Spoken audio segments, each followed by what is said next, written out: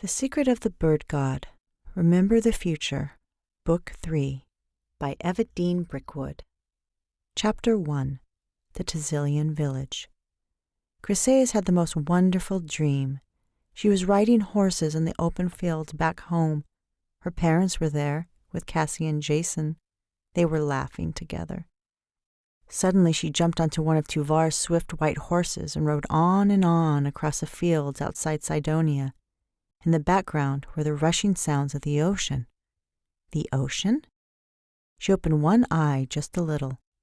Trevor and Katherine were fast asleep next to her in a large oval basket covered in feathery blankets, warm and soft. Everything was fine. Chryséis felt so comfortable that she soon fell asleep again in the large nest.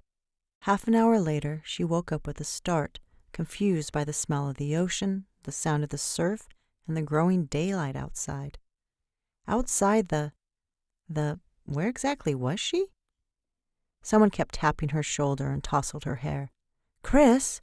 "Leave me," she mumbled. "Chris, wake up. It's getting late." Katherine's voice was urgent. "What is it? Something wrong? Are we there yet?" "Something wrong? You bet there is something wrong." Alarmed, Chryséis sat up, rubbing her eyes.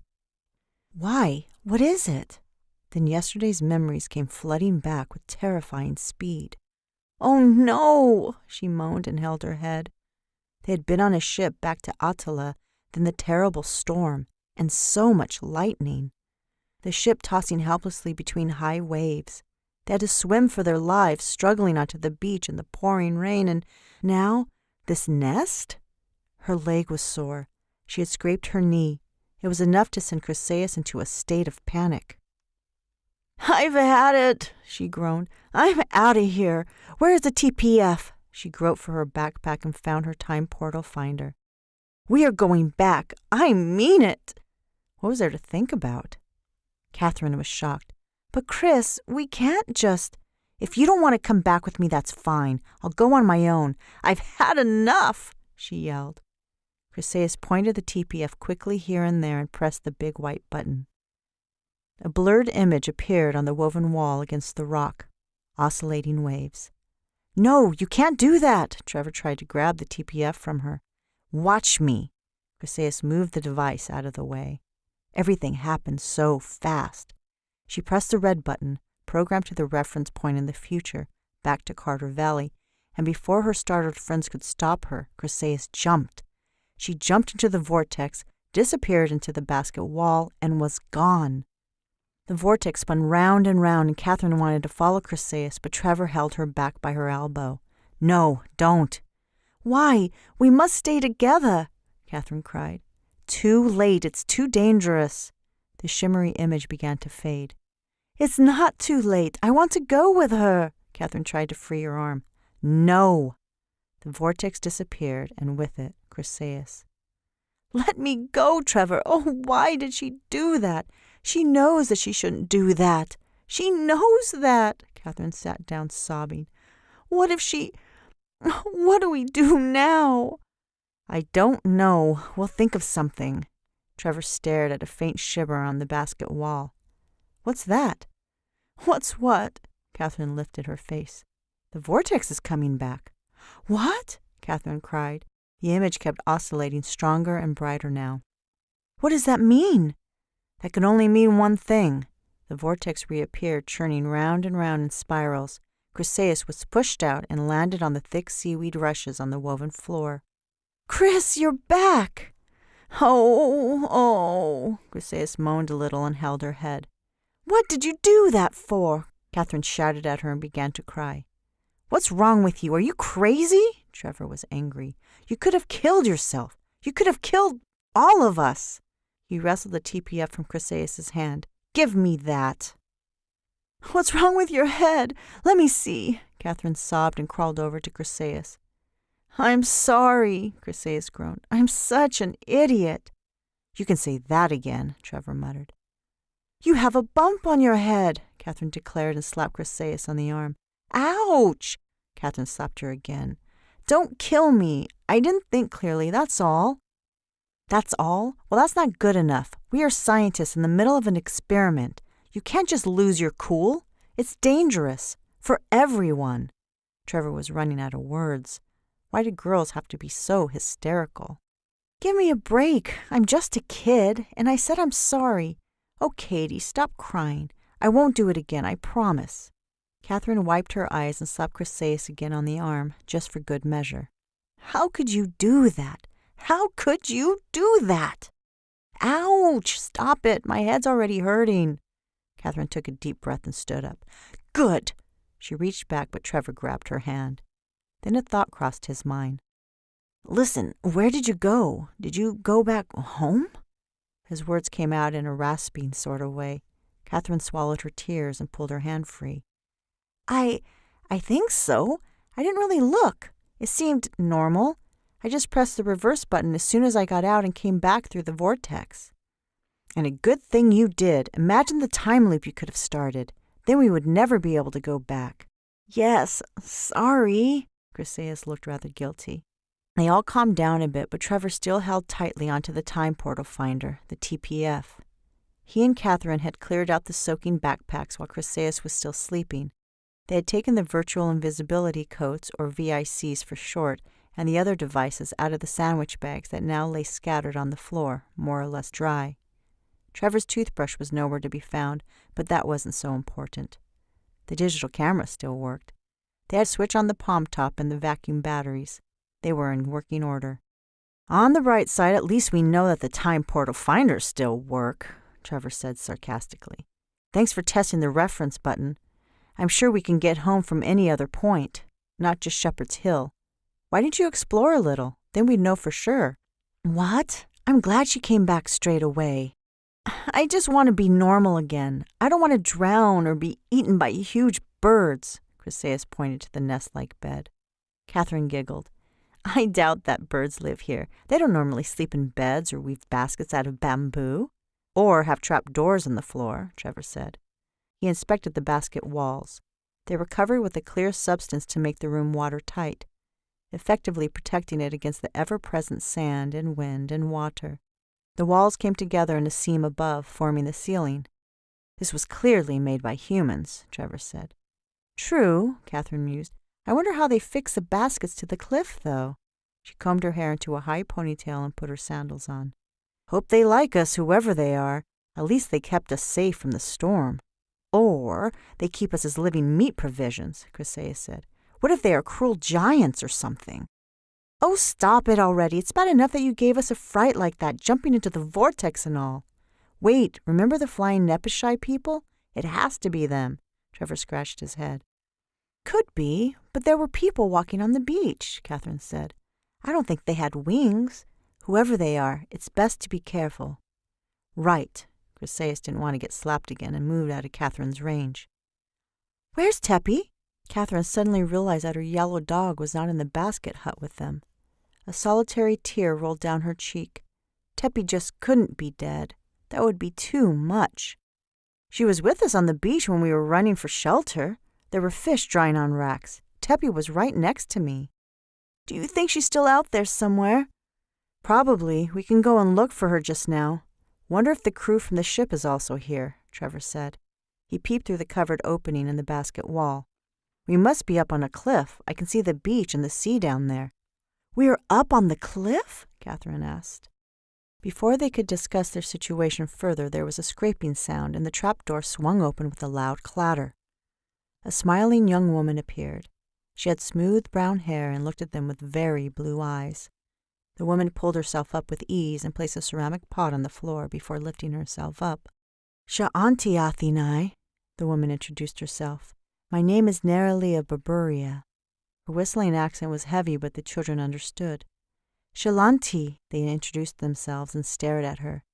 The young woman smiled broadly and nodded. You are well, Athenai? Yes, we are. Thank you for saving us. Ah, yes, Ramon, the god of rain and thunder has thrown quite a tantrum yesterday. The elders say it is time to appease the deity. Yes, a very bad storm. Eat, breakfast, and come down later. Nerali's cheeks and chin were decorated with tiny tattoos, 3 dots in a triangle. She stood up nimbly, walked to a wall shelf, and took 3 small bowls. She had no wings and was definitely human.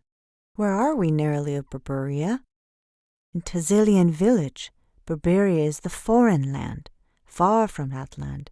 You lucky come land here, not down the coast." "Oh, and why is that? Being shipwrecked is not very lucky no matter where," Katherine said. The woman threw back her long dark hair and ladled steaming fish soup into the bowls. "Oh, but it is. Nereus and his daughters be thanked for your good luck. Down south, the coast is marshy, and the village of Nahualatkas." The salt marshes to the south, where a land bridge had once connected Punt with the mother continent, were home to flamingos and many crocodilians. "Nahuatlatkas?" The time travelers tried to pronounce the word. "What's that?" Trevor asked. "Bad people," Neroli said with disgust. "Tribe from Atlan, survivors of the Great Deluge, just like the Tzilian tribespeople. But they are bad, the Nahualatkas. Started calling themselves crocodile people, and don't mind a bit of human flesh now and then." The children were sitting there, mouths agape. No need to worry them even more, Neroli thought. The crocodile people marked the skin on their backs with stone blades to resemble the crocodiles. They also filed their teeth to sharp points in order to make the resemblance perfect. The hearts of shipwrecked sailors were sacrificed to a cruel deity called Hummingbird to the left. Neroli shuddered at the thought. Tzilians were the great clan of Guanches, or men from the White Mountain, a proud, slender, and high-featured people. They kept well away from their cruel southern neighbors, for the Nahualatkas had lost their civilized ways. The children gulped. "Cannibals!" "The Earth Mother be thanked," Katherine said quickly. "Yes, the Earth Mother be thanked." Neroli put wooden spoons into the bowls and set them down onto the floor. Then she smiled at them and withdrew, climbing expertly down the ladder. The children ate hungrily. The earlier tiff was all but forgotten. "Fish soup, but good." "We've had far worse for breakfast. Why didn't you ask her about Tepi?" Chryséis asked. "You're right. I was surprised, I guess. There are cannibals around here?" Katherine pulled a face. "Thank goodness not here." "Are you sure? Maybe she's just trying to butter us up. Or fatten us up like the witch and Hansel and Gretel?" They laughed uneasily and finished the rest of the soup. "At least these tassels seem friendly," Chryséis said, still chewing as they got ready to leave the basket hut. "Neroli's okay, but the other villagers might not be so friendly when they see you with your hair in all directions." Trevor and Katherine grinned. Blonde strands had dried into an odd shape on Chryséis's head. "No offense, but you look like some kind of Rudian forest elf." "Can you fix it?" Chryséis asked impatiently. "Sure," Katherine said, and quickly braided her friend's hair. Trevor peeked outside to get the lay of the land. There were other baskets on the cliff, connected with ladders. "They must be using some sort of glue to stick these baskets to the cliff," he said. "Glue?" "Well, something like that. Come on now, you're taking way too long." Trevor hurried them on. "Okay, ready," Katherine said. "Let's go and find Tepi." "Wait, before we go," Chryséis stared at her feet. "Am I forgiven for just taking off earlier?" "I guess," Trevor grumbled. "I need to know we're okay." Chryséis looked at her friends and bit her lip. "I guess," Trevor repeated in a dull voice. Katherine showed a different reaction. She glared at Chryséis. "If you ever do that again, I swear—" "I won't, I promise. I was just so confused, and—" "We cannot afford to get confused, Chris. This is no game." Katherine couldn't let it go just yet. "I know that. I won't do it again." "Well then, I guess we're good," Katherine grunted. "Thank you." Yeah. Katherine was suddenly not so sure that she should have forgiven Chryséis so quickly, but it didn't matter so much now. They had to go and look for Tepi. Climbing down wasn't as easy as it seemed. Not looking down helped because they were really high up. The other nests on the cliff were connected with rope bridges and ladders, and there was a rope ladder leading down onto a platform. Children in loincloths with wild, unkept hair stared down at them from above, way above. They shouted and grinned and let themselves down on ropes. "They don't seem to worry much about hairstyles around here," Chryséis grinned. They stared at the children's nimble movements. Should they wait for them or go ahead? Trevor began to climb down the ladder, and the girls followed him. Although they looked wild, Tzilian children had good manners and helped with chores. They were taught in their mother language with the help of letters written on small ivory tablets. School was out for today, and the children were curious about the strangers that had survived the storm. A group of women in rough cloth saris stared up at them from the beach. They were tattooed like Noreli and seemed friendly. One of the women gestured for the wild-looking children to stay where they were and waved the time travelers down. They copied the village children and let themselves slowly down onto a wooden platform. Finally, they reached the sand and stood there, waiting patiently for the women to say something. An older woman put her fingers on her heart and then her mouth. It was a gesture they understood and could repeat, a gesture that was understood throughout the known world. Sha'anti Athenae, my name is Tawanakit of Berberia, village elder. Welcome. The 2 sailors tell us that you are from Cydonia. So only 2 of the sailors had survived the shipwreck. The children felt sad for the rest of the crew. Yes, we are, Katherine said. The woman seemed to understand. We will hold a ceremony for the dead ones later, she said, and the children nodded. Right now, let us take care of that leg of yours, another woman said and pointed to the dry blood on Chryséis' injured knee that she had already forgotten about. Giant birds, hey? Trevor teased her. They followed the women down the beach to a shed that was open at the back, something like a house of life. The Tazilians had been living on the Berberian coast since the Great Deluge had sunk much of the motherland. Many had not made it to safety, but in time the Tazilians had been able to rebuild a small community. They lived off the fruits of the ocean, and it was their tradition to throw some fish of every catch back into the water to show their gratitude to the gods for their survival. Ramon, the fearsome god of rain and thunder, had to be appeased with morsels of food during special days of worship, and an altar down by the beach was covered with unusual pebbles, glittering objects, and beautiful seashells in honor of the Earth Mother. Their kinsmen, the Berberi, had moved inland and begun to lead a nomadic life. Tazilians also traded with the friendly dark-skinned farmers above the cliffs. Goods were regularly exchanged at Half Moon in Bilba, a marketplace not far from the coast. Chryséis' knee was bandaged with a green salve and seaweed, which felt a bit awkward. Shukri, she thanked Tawanakit of Berberia and the other woman who had not introduced herself. It should heal quickly, child, she said, and the other woman nodded. Can I ask you something? Katherine began. About your dog? One of the women asked. How did you... But then Katherine remembered the telepathic abilities of many people in the known world. The woman waved for them to follow. They went to a large shed where fish were drying on strings and smoked fish hung from wooden racks. Fishing gear was stored under the racks in an orderly fashion. Harpoons made from sturdy whalebone, 3-pronged spears, and angling rods of walrus ivory right next to piles of fishing nets. In the shade, something golden came hurtling toward them. It was a barking and yelping Tepi, who almost knocked Katherine off her feet. Oh, thank goodness, Tepi! Tears ran down Katherine's smudged face as she squatted down to pet her dog. Tepi whimpered at the sound of her name and wagged her tail even more. Is she hurt? Trevor asked.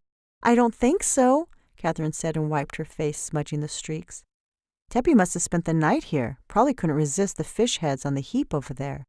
The heap emitted an unpleasant odor, and Tepi was gleefully wagging her tail. I'm so glad you're okay, Katherine gave Tepi a good scratch and looked up. My goodness, just look at that cliff. That's what they call a village. The cliff stretched as far as the eye could see. Elongated onion-shaped baskets were molded onto the vertical crevices and held in place with a clay-like substance. Steps were hewn into the rock and supported with timber, a primitive but effective way of building homes against the rough rock. That's more like a city, Trevor said. More than one village, Tawanakit said, and the women laughed. Tazilians often whistled and chirped like birds among themselves, and the women began an interesting conversation. They talk like birds, Trevor whispered. Yes, they do, Katherine whispered back. These beach dwellers didn't seem able to fly like the Nepashai people did. Otherwise, why would they need stairs and ladders to get to their huts in the cliff? But if they spoke like birds, who knew? We are going to cook now. Do you want to come? One of the women said. They went down to the beach past the glittering altar to the Earth Mother, made of driftwood and interesting objects. On the rock behind the altar, a slow but steady trickle of fresh water gurgled into a long trough. 2 women laughing fetched water with sealed baskets and carried them on their heads to the cooking fires. The wild-looking children were now all around them. They chattered and twittered and reminded the time travelers a bit of the mer people they had met in Alesia.